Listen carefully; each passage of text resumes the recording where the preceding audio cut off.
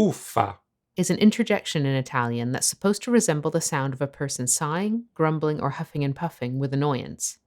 People use it when they're irritated by something and want to get their frustration off their chest by letting out a breathy verbalization. Uffa. Some English equivalents include ugh, geez, and what a drag.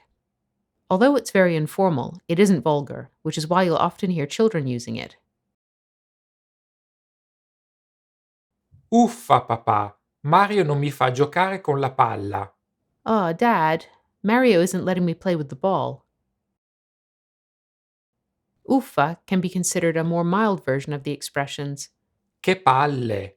literally, what balls, or Che pizza.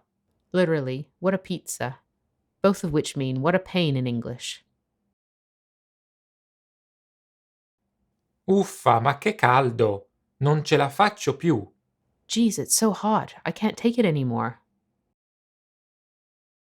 Sometimes you'll see Uffa abbreviated to just Uff. or the less common. Uffi. Grazie per averci seguito. Thank you for watching, and don't forget to subscribe to our YouTube channel.